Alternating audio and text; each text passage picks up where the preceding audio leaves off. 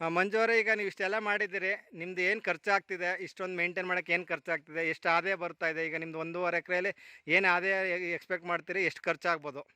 ಅದು ಈಗ ಹೇಳ್ದಂಗೆ ತೆಂಗಲ್ಲಿ ನಮಗೆ 1.5-2 ಲಕ್ಷದಷ್ಟು ತೆಂಗಲ್ ಆದಾಯ ಬರ್ತದೆ. ಹೋದ್ಸಲಿ ಮೆಣಸಲ್ಲಿ ಅದು ತಾಳಿ ಒಂದೇ ನಿಮಿಷ. 1.5-2 ಲಕ್ಷ ಅಂದರೆ ಈಗ ನೀವು 50 ಮರ ಅಂತ ಹೇಳಿದ್ರೆ ಅದು ಹೇಳಿ ಯಾವ ಥರ ಬರುತ್ತೆ 1.5-2 ಲಕ್ಷ ರೂಪಾಯಿ? ಅದು ಎಳ್ನೀರು ಕುಯ್ತೀವಿ. ಈ ವರ್ಷದ ರೇಟಲ್ಲಿ ಇನ್ನೂ ಜಾಸ್ತಿ ಸಿಗ್ತದೆ. ಹೋದ ವರ್ಷ ಇಂಥ ಟೈಮ್ನಲ್ಲಿ ಒಂದು 15 ರೂಪಾಯಿ ಇತ್ತು ಎಳ್ನೀರು ರೇಟು. ಹೌದು. ಈ ಸಲ ಒಂದು 23-24 ರೂಪಾಯಿ ಎಳ್ನೀರು. ಆಕ್ಚುಲಿ ನಾನು 27 ಕೊಡ್ತಾ ಇದ್ದೀನಿ, 25 ರೂಪಾಯಿ ಅವರೇ ಸಿಗ್ತಾ ಇದೆ. ಅವರೇಜ್ 25 ರೂಪಾಯಿ ಐತೆ. ಇನ್ನೂ ಜಾಸ್ತಿ ಆಯ್ತದೆ ಎಳ್ನೀರು ರೇಟು. ಹೌದು. ಅಂದರೆ ಈಗ 50 ಮರದಲ್ಲಿ ಈಗ ನಿಮ್ಗೆ ಒಂದು ಬ್ಯಾಚ್ಗೆ ಒಂದು 25-36 ಸಾವಿರ ಸಿಗ್ತಾ ಇದೆಯಾ? 30,000 ಸಿಕ್ತು ಈ ಸಲ. ಅಂದರೆ ಒಂದು 6ರಿಂದ 7 ಬ್ಯಾಚ್ಗೆ ಹೋಗ್ತಿರೋದೆ. ಅಂದರೆ 1.5 ಲಕ್ಷದಿಂದ ಒಂದು 2 ಲಕ್ಷ ಗಂಟೆ ಅದೇ ತೆಂಗಲ್ಲಿ ಬರ್ತಾ ಇದೆ. ಹೌದು. ಆಯ್ತು. ಅಷ್ಟು ಆದಾಯ ಬರ್ತದೆ. ತೆಂಗಲ್ಲಿ ಒಂದು ಆದಾಯ ಮೂಲ ಆಯ್ತು, ಒಂದು 2 ಲಕ್ಷ ಆಯ್ತು. ನೆಕ್ಸ್ಟ್ ಇನ್ಯಾವ್ದ್ರಲ್ಲಿದೆ? ಮೆಣಸು ಐತೆ. ಮೆಣಸಲ್ಲಿ ಹೋದ ವರ್ಷನೇ ಒಂದು 400 ಕೆಜಿ ಕುದಿದ್ವಿ, 600 ರೂಪಾಯಿ ಇತ್ತು ರೇಟು. ಅಂದ್ರೆ ಈಗ 180 ಕಟ್ಟದ ಮಾರ್ಕೆಟ್ ರೇಟು 480-500 ರೂಪಾಯಿ ಇತ್ತು. ಓಕೆ. ನಾವೇ ಅಂಗಡಿಯಲ್ಲಿ ತಗೊಂಡ್ರೆ 700 ರೂಪಾಯಿ ಇತ್ತು. ಒಂದು 2 ಮಧ್ಯ ಅಂದ್ಬಿಟ್ಟು ಒಂದು 600 ರೂಪಾಯಿ ಮನೆ ಹತ್ರನೇ ಮಾರಿದ್ವಿ. ಅಂದ್ರೆ ಈಗ ಮೆಣಸಲ್ಲಿ 180 ಗಿಡದಿಂದ 4 ಕ್ವಿಂಟಾಲ್ ಆದಾಯ ಹೋದ ವರ್ಷ ಬಂದಿದೆ. ನೀವೇ ಮನೇಲಿ ಅಂದ್ರೆ ಕಾಳು ಈ ಒಂದು ಡ್ರೈ ಲ್ಯಾಂಡ್ ಅಲ್ಲಿ ಬೆಳೆದಿರೋದ್ರಿಂದ ಕಾಳು ಗಟ್ಟಿಯಾಗಿ ಉತ್ತಮವಾಗಿರೋದ್ರಿಂದ ಉತ್ತಮ ಒಂದು ಕಾರಾಂಶ ಇರೋದ್ರಿಂದ ಪದೇ ಪದೇ ಕೇಳುಗರು ಕೇಳಿದ್ದಾರೆ. ನಿಮ್ಮ ಮುಂದೆ ಯಾರೇ ಕೇಳುಗರುಗಳು ಅಂದ್ರೆ ಯಾರೇ ಗ್ರಾಹಕರುಗಳು ಕೇಳಿದ್ರು ಕೂಡ ನೀವು ಮೆಣಸು ಪೂರೈಸ್ತೀರಿ. ನಿಮ್ದು ಒಂದು ಅಡ್ರೆಸ್ ಕಾಂಟ್ಯಾಕ್ಟ್ ಮಾಡಿ. ಈಗ ನಮ್ಮ ಮೈಕ್ರೋಬಿ ಅಗ್ರೋಟೆಕ್ ಲಿಮಿಟೆಡ್ ಇಂದ ದಾತು ಅಪ್ ಅನ್ನೋದು ಒಂದು ಲಾಂಚ್ ಮಾಡಿದ್ವಿ. ನೇರವಾಗಿ ಗ್ರಾಹಕರುಗಳು ನಿಮ್ಮಂಥ ರೈತರಿಂದನೇ ನಿಮ್ಮನ್ನ ಕಾಂಟ್ಯಾಕ್ಟ್ ಮಾಡಿ ತರಿಸ್ಕೋಬೇಕು. ನೀವು ಹೇಳ್ತಾ ಇದ್ರಿ 1/4 kg 100 ಗ್ರಾಮು ಅರ್ಧ kg ಎಲ್ಲ ಪ್ಯಾಕ್ ಮಾಡಿದ್ದೀನಿ ಅಂತ. ಆ ಥರ ನಮ್ಮ ಕೇಳುಗರುಗಳು ಗ್ರಾಹಕರುಗಳು ಯಾರೇ ಕೇಳಿದ್ರು ಸಪ್ಲೈ ಮಾಡ್ತೀರಾ? ಅಂದರೆ ಏನು ಹೊರಗಡೆ ರೈಟ್ ನಡೀತಾ ಇದೆ ಅದಕ್ಕಿಂತ ಒಂದು 20-30 ರೂಪಾಯಿ ಕಡಿಮೆ ರೇಟಲ್ಲಿ ನಮ್ಮ ಗ್ರಾಹಕರಿಗೆ ನೀವು ನೇರವಾಗಿ ಕಳಿಸೋ ವ್ಯವಸ್ಥೆ ಮಾಡ್ತೀರಿ. ಅಂದರೆ ನಮ್ಮ ಗ್ರಾಹಕರಿಗೂ ಅನುಕೂಲ, ನಿಮಗೂ ಈಗ ಹೊರಗಡೆ 480 ರೂಪಾಯಿ ಸಿಗೋದು ಒಂದು 650-700 ರೂಪಾಯಿ ಸಿಗುತ್ತೆ. ನಮ್ಮ ರೈತರು ಗ್ರಾಹಕರುಗಳು ಅಂದರೆ ನೇರವಾಗಿ ಗ್ರಾಹಕರುಗಳು ಮತ್ತು ನೀವು ಇಬ್ಬರಳು ಒಂದು ವಿನಿಮಯ ಮಾಡ್ಕೊಳ್ಳೋದ್ರಿಂದ ನಿಮ್ಗೊಂದು 100 ರೂಪಾಯಿ ಜಾಸ್ತಿ ಸಿಗುತ್ತೆ, ಅವ್ರಿಗೊಂದು 50-100 ರೂಪಾಯಿ ಕಡಿಮೆ ಸಿಗುತ್ತೆ. ಅದಕ್ಕಿಂತ ಹೆಚ್ಚಾಗಿ ಅಂದರೆ ಒಂದು ವಿಷಮುಕ್ತ ಆಹಾರ ಮತ್ತು ಕ್ವಾಲಿಟಿ ಆಹಾರ ಸಿಗುತ್ತೆ ನಿಮಗೆ. ಆಯಿತು. ಈಗ ಮೆಣಸಲ್ಲಿ ಹೆಚ್ಚು ಕಡಿಮೆ ನಿಮ್ಗೆ 4 ಕ್ವಿಂಟಾಲ್ ಓಸತಿ ಬಂದರೆ ಈ ವರ್ಷ ಎಷ್ಟು ಬರ್ಬೋದು ಅಂತ ಇದೆ? ಒಂದು 6-7 ಕ್ವಿಂಟಾಲ್ ಸಿಗ್ತದೆ. ಒಂದು 6 ಕ್ವಿಂಟಾಲ್ ಅಂತ ಹೇಳ್ಕೊಳ್ಳೋಣ. ಒಂದು 600 ರೂಪಾಯಿ ಅಂದರೆ 3,60,000 ರೂಪಾಯಿ. 6 36 3,60,000 ರೂಪಾಯಿ ಮೆಣಸು ಪ್ಲಸ್ ಒಂದು 2 ಲಕ್ಷ ರೂಪಾಯಿ ತೆಂಗು. ಅಂದರೆ 1.5 ಎಕರೆಯಲ್ಲಿ. ಮತ್ತು ಇಲ್ಲಿ ಅಡಿಕೆನೂ ಮಾಡಿದ್ದೀರಿ. ಅಡಿಕೆದು ಮುಂದೆ ವರ್ಷ ಸ್ಟಾರ್ಟ್ ಆಗುತ್ತೆ. ಇನ್ನು ಅಡಿಕೆಯಲ್ಲಿ ನಿಮ್ಗೆ ಒಂದು 2-3 ವರ್ಷಕ್ಕೆ ಹೋದರೆ 300 ಗಿಡದಿಂದ ಎಷ್ಟು ಕ್ವಿಂಟಾಲ್ ಸಿಗ್ಬೋದು ಅಂತ ಅನ್ಕೊಂಡಿದ್ದೀರಾ ಅಂದಾಜು? ಹೊಸದಾಗಿ ಮಾಡಿರೋದು. ಓಕೆ. ಚೇನಿ ಕೊಡೋ ಲೆಕ್ಕಕ್ಕೆ ಒಂದು ಮರಕ್ಕೆ 1,000 ಅಂದ್ರೆ ಒಂದು 300 ಮರಕ್ಕೆ ಲೆಕ್ಕ ಕಟ್ಟು 3 ಲಕ್ಷ. ಈಗ ನಿಮ್ಮದು ಇಲ್ಲಿ ಒಂದು ಅಡಿಕೆ ಗಿಡದ ಒಂದು ಸ್ಟ್ರೆಂತ್ ನೋಡ್ತಾ ಇದ್ರೆ ಕನಿಷ್ಠ 1,000 ರೂಪಾಯಿ ಮೇಲೆ ಸಿಗುತ್ತೆ. ನಾನೊಬ್ಬ ಅಡಿಕೆ ಬೆಳೆಗಾರ, ನಾನು ಒಂದು 10 ವರ್ಷದಿಂದ ಅಡಿಕೆ ಮಾಡ್ತಾ ಇದ್ದೀನಿ. ಆ ಒಂದು ಅಂದಾಜಲ್ಲಿ ಹೇಳ್ತಾ ಇದ್ದೀನಿ. ಅಂದಾಜಲ್ಲಿ ಅಂದರೆ ನಿಮ್ಮಲ್ಲಿ 100 ಗಿಡ ನೆಟ್ಟು ಅಂತಲ್ಲ, ನಿಮ್ಮ ಇರೋ ಗಿಡನೂ ಒಳ್ಳೆ ಹೆಲ್ತಿ ಆಗಿದೆ. ನಿಮ್ಮ ಮೆಣಸು ಗಿಡಗಳು ಹೆಂಗಿದೆ ಹಂಗೆ ಅಡಿಕೆ ಗಿಡನೂ ಚೆನ್ನಾಗಿದೆ. ಅಂದರೆ ಇನ್ನೊಂದು 2 ವರ್ಷ ಕಳೆದ್ರೆ ನಿಮಗೆ ಅಡಿಕೆಯಲ್ಲಿ ಒಂದು 3 ಲಕ್ಷ ಬರುತ್ತೆ. ಪ್ಲಸ್ ಅಡಿಕೆ ಜೊತೆಗೆ ನೀವು ಮೆಣಸು ಕೂಡ ಹಬ್ಬಿಸ್ತಾ ಇದ್ದೀರಿ. ಅಲ್ಲಿ ಈಗ 180 ಗಿಡದಿಂದ ಹೆಚ್ಚು ಕಡಿಮೆ 3-4 ಲಕ್ಷ, ಒಂದು 2 ಲಕ್ಷದಿಂದ 3 ಲಕ್ಷ ಆಗ್ತಾ ಇದೆ. ಮುಂದೊಂದು ದಿನಗಳ ಈ ಹಬ್ಬದ್ರಿಂದ ಇಲ್ಲೂ ಒಂದು 2-3 ಲಕ್ಷ. ಅಂದರೆ ಇದು ಮೆಣಸು ಇನ್ನೊಂಚೂರು ಹಬ್ಬಬೇಕು. 5 ವರ್ಷ ಆಗ್ಬೇಕು. ಕಮರ್ಷಿಯಲ್ ಆಗಿ ಹೆಚ್ಚಿಗೆ ಆದಾಯ ಬೇಕು ಅಂದರೆ ಮೆಣಸಿನ ಗಿಡಕ್ಕೆ 5 ವರ್ಷ. ಅದೇ ಉಲ್ನಾಚಗೌಡರು ಯಾವಾಗಲೂ ಹೇಳ್ತಾ ಇರ್ತಾರೆ, ನಮ್ಮ ರೈತ ಕರೆಕ್ಟಾಗಿ ಇಷ್ಟು ವರ್ಷಕ್ಕೆ ಇಷ್ಟು ಆದಾಯ ತಗೊಳ್ತೀನಿ, ಒಂದು ಪ್ರಾಜೆಕ್ಟ್ ಥರನೇ ಮಾಡಬೇಕು ಅಂತ. ಅದು ನಿಜವಾಗಿ ನೀವು ಅವ್ರು ಕೇಳಿ ಮಾಡಿದಿರೋ ಇಲ್ಲ ನೀವು ಓನಾಗಿ ಮಾಡಿದ್ರೆ ಗೊತ್ತಿಲ್ಲ, ಬಟ್ ಅದು ಅನಿಸ್ತಾ ಇದೆ ಇಷ್ಟನೇ ವರ್ಷದಲ್ಲೇ. ಈಗ ಆಲ್ರೆಡಿ ನೀವು ಈಗ ಹೆಚ್ಚು ಕಡಿಮೆ ಒಂದು 3 ವರ್ಷದಿಂದ ಒಂದು 5 ಲಕ್ಷಕ್ಕೆ ಬಂದಿದ್ದೀರಿ. ಇನ್ನು ಅಡಿಕೆ ಇನ್ನು 2 ವರ್ಷ ಕಳೆದ್ರೆ ಅಲ್ಲೊಂದು 3 ಲಕ್ಷ, ಮೆಣಸು ಇನ್ನೊಂದು 5 ವರ್ಷ ಕಳೆದ್ರೆ ಅಲ್ಲೊಂದು 3 ಲಕ್ಷ, 3-3-6 ಒಂದು 10-12 ಲಕ್ಷ. 1.5 ಎಕರೆಯಲ್ಲಿ ಒಬ್ಬ ರೈತ 10 ವರ್ಷ ಒಂದು ಸಮಗ್ರ ಕೃಷಿ, ಅದು ಸಾವಯವ ಕೃಷಿ ಮಾಡ್ತಾರಿಂದ 10-12 ಲಕ್ಷ ಆದಾಯ ಮಾಡ್ತಾ ಇದ್ದಾರೆ ಅನ್ನೋದು ಇಲ್ಲಿ ಪ್ರಾಕ್ಟಿಕಲ್ ಆಗಿದೆ. ಒಂದು ಎದೆ ತಟ್ಟಿ ಕೂಡ ಹೇಳ್ಬೋದು. 100 ಜನರು ಬೇಕಾದ್ರೆ ಬಂದು ನೋಡಲಿ, ಅಷ್ಟೊಂದು ಉತ್ತಮವಾಗಿ ಇಲ್ಲಿ ವ್ಯವಸಾಯ ಮಾಡಿದ್ದಾರೆ. ನಿಜವಾಗ್ಲೂ ಮಂಜು ಅವರೇ, ನಿಮ್ಮ ಸಾಧನೆ ಎಷ್ಟೋ ಜನ ಓದಿ ಕೆಲಸಕ್ಕೆ ಹೋಗಿ 20,000-30,000 ಸಂಬಳಕ್ಕೆ ಹೋಗ್ತಾರೆ. ಬಟ್ ನೀವೊಬ್ಬ ರೈತನಾಗಿ ಅಲ್ಲಿ ಸಂಬಳ ಎಷ್ಟು ತಗೋಣ ಅನ್ನೋದು ಮುಖ್ಯ ಅಲ್ಲ, ಎಷ್ಟು ಉಳಿತು ಅನ್ನೋದು ಮುಖ್ಯ. ಇಲ್ಲೇ ನೋಡ್ತಾ ಇದ್ದೀವಿ 1.5 ಎಕರೆಯಲ್ಲಿ ಆಲ್ರೆಡಿ ನೀವು ತಮ್ಮದೇ ಮಾಡಿ 5 ಲಕ್ಷ ಅದೇ ಮಾಡ್ತಾಯಿದ್ದೀರಿ. ಮುಂದಿನ 5 ವರ್ಷದಲ್ಲಿ 12 ಲಕ್ಷ ರೀಚ್ ಆಗ್ತಾ ಇದ್ದೀರಿ. ಅಂದರೆ ತಿಂಗ್ಳಿಗೆ 1 ಲಕ್ಷ ರೂಪಾಯಿ ಎಲ್ಲ ಖರ್ಚು ಕಳ್ದೆ ಏನು ಇಲ್ದೇ. ನಿಜವಾಗ್ಲೂ ಇದೊಂದು ಸಾಧನೆ ಅನ್ನಿಸ್ತದೆ. ಇವತ್ತು ನಮ್ಮ ರೈತರುಗಳಿಗೆ ಎಂಟು ಕೊಡಲ್ಲ ಅಂತ ಇದ್ದಾರೆ. ಯಾಕೆ? ಅವರೇ ಹುಡಿಕೊಂಡು ಕೊಡಬೇಕು. ಅಲ್ಲೋಗಿ 30,000 ರೂಪಾಯಿಗೆ ಬೆಳಗಿನ ಸಂಜೆ ಗಂಟೆ ದುಡಿಯೋ ಬದಲು ಇಲ್ಲಿ ನೀವು ಬೆಳಗ್ಗೆ ಮತ್ತು ಸಂಜೆ ನಿಮ್ಮ ಫ್ರೀ ಟೈಮ್ಗಳಲ್ಲಿ ವ್ಯವಸಾಯ ಮಾಡ್ತಾಯಿದ್ದೀರಿ. ಬಿಡುನಲ್ಲಿ ಹೈನುಗಾರಿಕೆನೂ ಇದೆ. ಇವೆಲ್ಲ ನೋಡಿದಾಗ ನಮ್ಮ ಜೀವನ ಉತ್ತಮವಾಗಿದೆ, ನಮ್ಮ ರೈತನ ಜೀವನ ಉತ್ತಮವಾಗಿದೆ ಅಂತ ನಿಮ್ಗೇನೋ ಅನಿಸುತ್ತಿದೆಯಾ? ಹೌದು ಸರ್, ತುಂಬ ಉತ್ತಮಕ್ಕಿಂತ ಖುಷಿ ಸಿಗ್ತದೆ ವ್ಯವಸಾಯದಲ್ಲಿ. ನಮ್ಮ ಮನಸ್ಸಿಗೆ ನೆಮ್ಮದಿ ಇರ್ತದೆ. ಅಂದರೆ ಇದೊಂಥರ ಸ್ವತಂತ್ರ ಜೀವನ, ರೈತನ ಜೀವನ ಸ್ವತಂತ್ರ ಜೀವನ. ಇನ್ನೊಬ್ರಿಗೆ ಹಂಗಲ್ಲಿ ಬದುಕಂಗಿಲ್ಲ. ನಮ್ಮ ಇಷ್ಟ ಬಂದಾಗ ನಾವು ಯಾವ ಟೈಮ್ ಬೇಕೋ ಆಗ ಮಾಡ್ತೀವಿ. ನಮ್ಗೆ ಯಾವಾಗ ಏನು ಮಾಡಬೇಕು ಅಂತ ಮಾಡ್ತೀವಿ. ಅಂದರೆ ಒಂದು ಇಂಡಿಪೆಂಡೆಂಟ್ ಲೈಫು. ಮತ್ತು ಅದೇನಿದೆ ಇವತ್ತೆಲ್ಲ ರೈತರ ಜೀವನ ಕಷ್ಟ ಅನ್ನೋರಿಗೆ ಕೊನೆ ಮಾತು ನೀವೇನು ಹೇಳ್ತೀರಿ? ಕಷ್ಟ ಅನ್ನೋದಕ್ಕಿಂತ ವ್ಯವಸಾಯನ ಇಷ್ಟಪಟ್ಟು ಮಾಡಿದ್ರೆ ಎಲ್ಲದರಲ್ಲೂ ಸಕ್ಸಸ್ ಸಿಗ್ತದೆ. ಹಾಂ, ಯಾವುದೇ ಕೆಲಸ ಆಗಲಿ, ವ್ಯವಸಾಯ ಆಗಲಿ, ಇಲ್ಲ ಯಾವುದೇ ಆಗಲಿ, ಒಂದು ಪ್ರೀತಿಯಿಂದ ಮಾಡಿದ್ರೆ ಫಲ ಕೊಡ್ತಾಳೆ ಭೂಮಿ ತಾಯಿ ಅನ್ನೋದಕ್ಕೆ ಇಲ್ಲೇ ಪ್ರಾಕ್ಟಿಕಲಾಗಿ ಉದಾಹರಣೆ ಕಾಣ್ತಾ ಇದೆ. ಆ ಮೆಣಸು ಅಷ್ಟೇ ಗಿಡ ಚೆನ್ನಾಗಿದೆ. ನಿಜವಾಗ್ಲೂ 3 ವರ್ಷಕ್ಕೆ ಈ ಥರ ಅಡಿಕೆ 5 ವರ್ಷ ಆದರೆ 6 ವರ್ಷ ಆದ್ರೆ ಈ ಥರ ಬರಲ್ಲ. ಅಷ್ಟು ಚೆನ್ನಾಗಿ ಬೆಳೆದಿದ್ದೀರಿ. ದೇವರು ಆ ಭೂಮಿ ತಾಯಿ ನಿಮಗೆ ಯಾವಾಗಲೂ ಒಳ್ಳೇದು ಮಾಡಲಿ.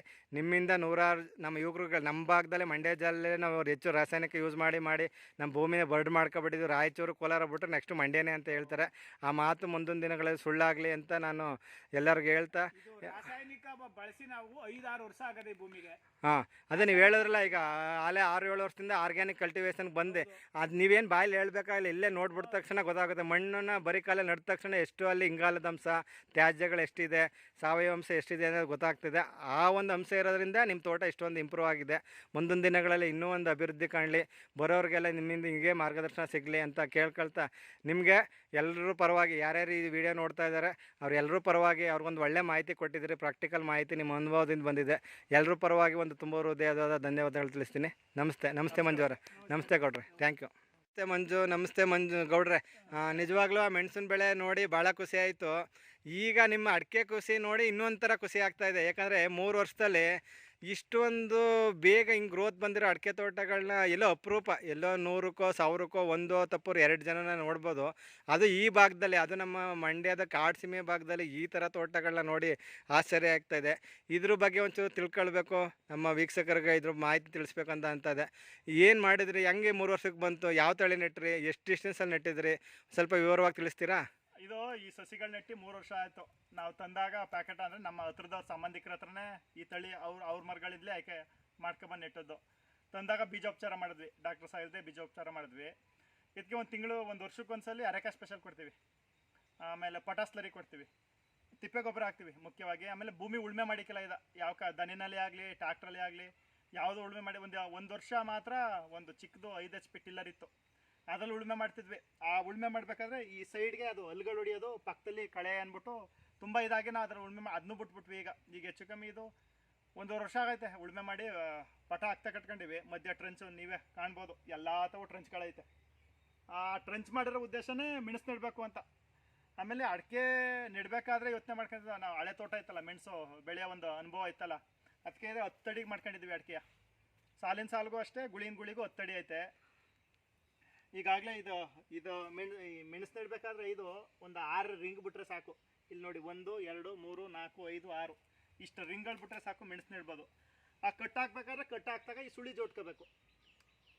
ಈ ಸುಳಿ ಜೋಟ್ಕೊಂಡಾಗ ಅದು 1 ಕೌಡ್ಲೋಗಿ 2 ಕೌಡ್ಲು ಆಯ್ತದೆ, 2 4 ಆಯ್ತದೆ. ಒಂದೊಂದ್ಸಲ ಇಲ್ಲಿ ಕಟ್ಕೊಂಡಿವಿ, ನೆಕ್ಸ್ಟ್ ಇಲ್ಲಿ ಕಟ್ ಹಾಕ್ದಾಗ ಇಲ್ಲೊಂದು 2 ಸುಳಿ ಜೋಟೋದು.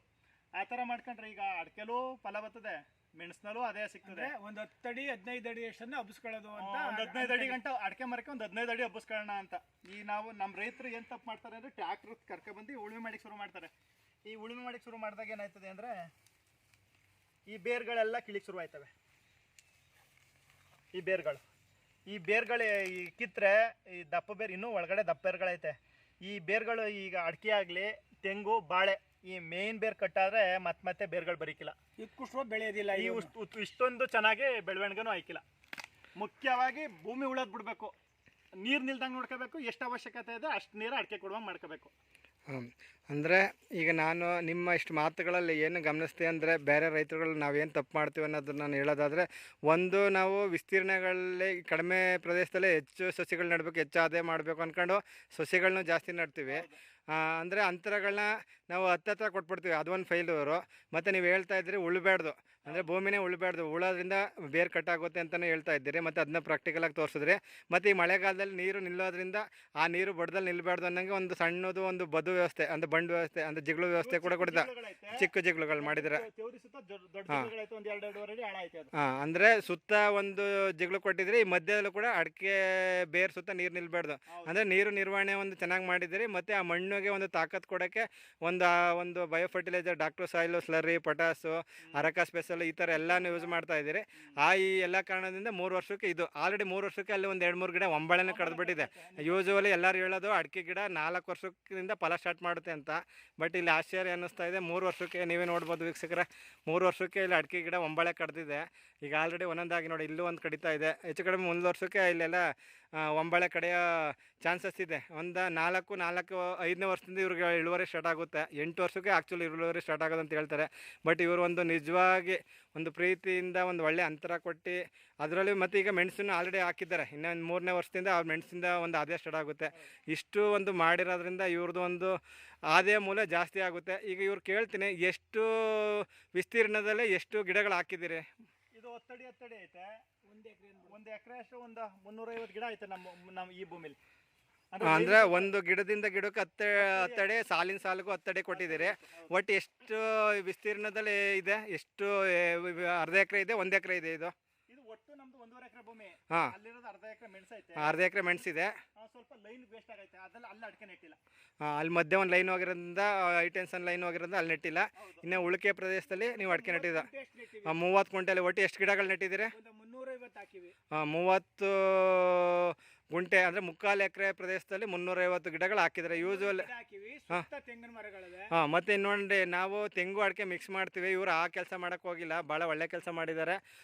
ಸುತ್ತ ತೆಂಗು ಇದೆ, ಮಧ್ಯದಲ್ಲಿ ಅಡಿಕೆ ಇದೆ. ಅದು ಒಂದು ಅಡ್ವಾಂಟೇಜು. ನಾವು ಅಡಿಕೆ ತೆಂಗು ಎರಡು ಮಿಕ್ಸ್ ಮಾಡ್ತೀವಿ. ಇಲ್ಲಿ ನಾವು ನೋಡ್ತಾ ಇದ್ದೀವಿ, ಸುತ್ತ ಕಾಣ್ತಾ ಇದೆ ತೆಂಗು ಅಡಿಕೆ ಇದೆ. ಅಂದರೆ 3 ವರ್ಷಕ್ಕೆ ಇಷ್ಟೊಂದು ಬಡ್ಡೆ ನೀವು ನೋಡ್ಬೋದು. ಪ್ರತಿಯೊಂದು ಬಡ್ಡೆನೂ ನಾನಿಲ್ಲೇ ತೋರಿಸ್ತಾ ಇದ್ದೀನಿ. ಯಾವುದೋ ಒಂದು ಗಿಡ ಅಂತಲ್ಲ, ಎಲ್ಲ ಗಿಡಗಳ ಬಡ್ಡೆಗಳು ಕೂಡ ಅಷ್ಟು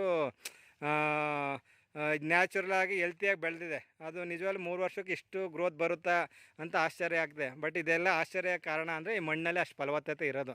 ಇವರು ಕೂಡ ಅಷ್ಟೊಂದು ಚೆನ್ನಾಗಿ ಮೇಂಟೈನ್ ಮಾಡಿದ್ದಾರೆ. ಇನ್ನು 3 ವರ್ಷದಲ್ಲಿ ಇಷ್ಟು ಬಂದಿದೆ. ಇನ್ನು ನೆಕ್ಸ್ಟ್ 4ನೇ ವರ್ಷದಿಂದ ಸಣ್ಣದಾಗಿ ನೋಡಿ, ಲಾಲೆ ಒಂಬಾಳೆ ಕಡ್ದಿದೆ ಈ ವರ್ಷ. ಈ ಒಂಬಾಳೆ ನಿಲ್ಲಲ್ಲ. ಇನ್ನು ಮುಂದಿನ ವರ್ಷದಿಂದ ಏನು ಒಂಬಾಳೆ ಬರುತ್ತೆ ಇದರಿಂದ ಅಡಿಕೆ ಸ್ಟಾರ್ಟ್ ಆಗ್ಬೋದು. ನೆಕ್ಸ್ಟ್ ಇನ್ನು 4-5ನೇ ವರ್ಷದಿಂದ ಇವ್ರಿಗೊಂದು ಅನ್ಕೊಂಡಿದ್ದಕ್ಕಿಂತ ಹೆಚ್ಚಾಗಿ ಒಂದು ಒಳ್ಳೆಯ ಇಳುವರಿ ಬರುತ್ತೆ ಅಂತ ಈ ಒಂದು ಬೆಳವಣಿಗೆ ನೋಡಿ ಕಾನ್ಫಿಡೆಂಟಾಗಿ ಹೇಳ್ಬೋದು. ನಿಜವಾಗ್ಲೂ ನಮ್ಮ ಮಂಡ್ಯ ಭಾಗದಲ್ಲಿ, ಅದರಲ್ಲಿ ಈ ಪಾಂಡುಪುರದ ಭಾಗದಲ್ಲಿ ಭತ್ತ ಕಬ್ಬು ಬೆಳೆಯೋ ರೈತರುಗಳು ಸ್ವಲ್ಪ ಈ ನಿಟ್ಟಿನಲ್ಲಿ ಯೋಚನೆ ಮಾಡ್ಬೋದು.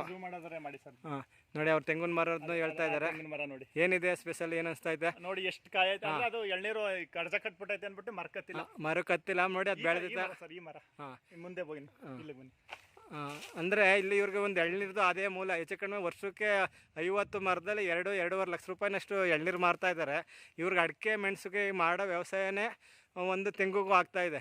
ಆ ಕಾರಣದಿಂದ ತೆಂಗಲ್ಲಿ ಒಳ್ಳೆ ಒಂದು ಸತಿಗೆ 30,000 ರೂಪಾಯಿನಷ್ಟು ಎಳ್ನೀರು ಕುಯ್ತಾ ಇದ್ದಾರೆ. ಅಂದರೆ ವರ್ಷಕ್ಕೆ ಒಂದು 7-8 ಬ್ಯಾಚು 2-2.5 ಲಕ್ಷ ಅದೇ ಇದು ಬೋನಸ್ ಇದ್ದಂಗೆ. ಅದಕ್ಕೇನು ಸಪ್ರೇಟಾಗಿ ಮಾಡೋಕ್ಕೆ ಹೋಗ್ತಾಯಿಲ್ಲ. ಈ ಅಡಿಕೆ ಮೆಣಸಿಗೆ ಮಾಡೋ ವ್ಯವಸಾಯನೇ ಆ ತೆಂಗುಗಾಗಿ ಹೆಚ್ಚು ಕಡಿಮೆ ಇವ್ರಿಗೆ ಅದು ಒಂದು 2.5 ಲಕ್ಷ ಆದಾಯ ಆಗ್ತಾಯಿದೆ. ಒಂದು ರೈತ ನಮ್ಮ ಉಲ್ನಾಚಗೌಡರು ಹೇಳ್ತಾರಲ್ಲ, ಮಧ್ಯೆ ಗೊಬ್ಬರದ ಗಿಡಗಳಿರಬೇಕು, ಅದಕ್ಕೇನು ಬೇಕು ಆ ಒಂದು ತ್ಯಾಜ್ಯ ವಸ್ತುಗಳನ್ನ ಸೃಷ್ಟಿ ಮಾಡೋಕ್ಕೆ ಈ ಥರ ಮಧ್ಯೆ ಗ್ಲಿರಿಸಿಡಿಯನ್ನು ಹಾಕಿದ್ದಾರೆ. ಅದು ಕೂಡ ಇವ್ರಿಗೆ ಹೆಲ್ಪ್ ಮಾಡುತ್ತೆ. ಅದಲ್ಲದೆ ಇವರು ಎಲ್ಲ ರೀತಿ ಹಣ್ಣು ಗಿಡಗಳು ಹಾಕಿದ್ದಾರೆ. ಮನೆಗೆ ಬೇಕಾದ